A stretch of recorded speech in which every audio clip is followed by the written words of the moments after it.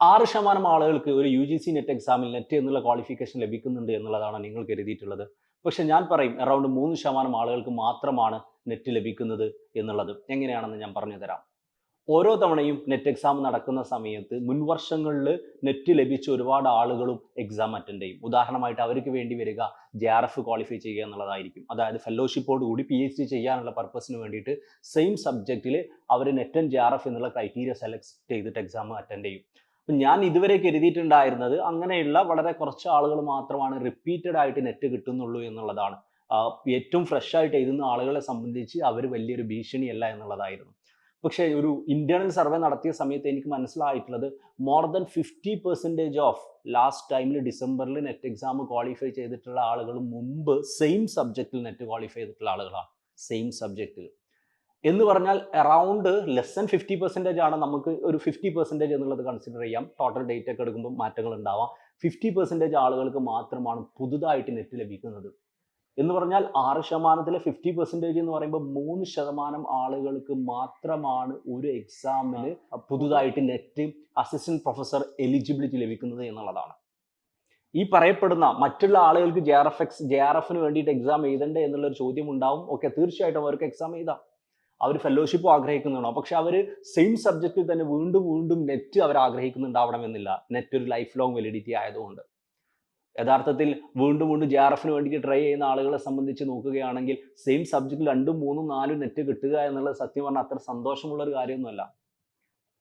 Aiming four ജെആർഎഫ് എന്നുള്ളതാണ്. So അതുകൊണ്ട് അവർക്ക് വീണ്ടും നെറ്റ് കിട്ടിയിട്ടില്ല എന്നുള്ളത് അവർക്ക് ഒരിക്കലും ഒരു പ്രശ്നമാവില്ല എന്നുള്ളതാണ് ഞാൻ മനസ്സിലാക്കുന്നത്. ഇവിടെ ഇമ്പോർട്ടൻ്റ് ആയിട്ടുള്ള കാര്യം പുതുതായിട്ടുള്ള 6% ആളുകൾക്ക് നെറ്റ് കിട്ടാൻ ഉള്ള പ്രൊവിഷൻസ് ഉണ്ടാക്കുക എന്നുള്ളതാണ്. ഇത് വളരെ ഈസി ആയിട്ട് ചെയ്യാവുന്നതാണ്.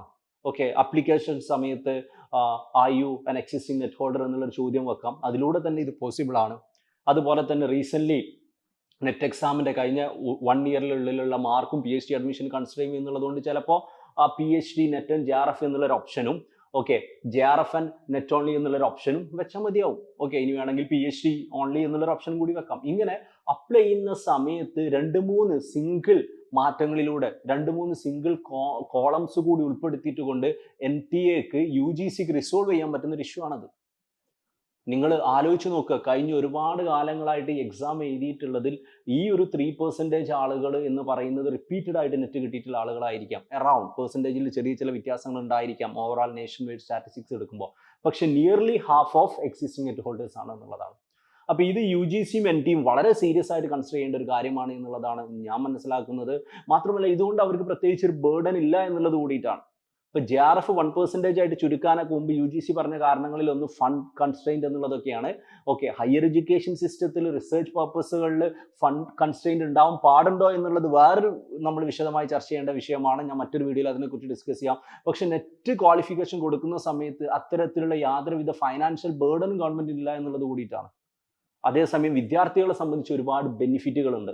അവർ ഒരുപാട് കാലങ്ങളായിട്ട് എഴുതുന്ന എക്സാമിന് അവർ ക്വാളിഫൈ ചെയ്യുന്നു എന്നുള്ള ഒരു ആക്ച്വലൈസേഷൻ പാർട്ടുണ്ട്. അതുപോലെ തന്നെ better ones you are NET qualify ചെയ്തൊരു വിദ്യാർത്ഥിയെ സംബന്ധിച്ച് ബെറ്റർ ജോബ് ഓപ്പർച്യൂണിറ്റിക്കുള്ള സ്കോപ്പുകളുണ്ട്. PhD അഡ്മിഷനുള്ള ബെറ്റർ സാധ്യതകളുണ്ട്. PhDയുമായി ബന്ധപ്പെട്ടിട്ടുള്ള ഫെലോഷിപ്പിനുള്ള ബെറ്റർ സാധ്യതകളുണ്ട്. ഇങ്ങനെയുള്ള ഒരുപാട് അവസരങ്ങൾ വിദ്യാർത്ഥികളെ സംബന്ധിച്ചുണ്ടാവും. ജസ്റ്റ് ഒരു 2-3 കോളം കൂടി അപ്ലിക്കേഷൻ സമയത്ത് UGC ഉൾപ്പെടുത്തുകയാണെങ്കിൽ തീർച്ചയായിട്ടും ഇത് നമ്മളെല്ലാവരും സംസാരിക്കേണ്ടതുണ്ട്. കൺസേൺഡ് ആയിട്ടുള്ള ആളുകളും ഇത് കൺസിഡർ ചെയ്യേണ്ടതുണ്ട്. എത്രയും പെട്ടെന്ന് ശരിക്കും 6% പുതുതായിട്ടുള്ള ആളുകൾക്ക് തന്നെ നെറ്റ് എക്സാമിലൂടെ നെറ്റ് ലഭിക്കുമെന്ന് നമുക്ക് പ്രതീക്ഷിക്കാം.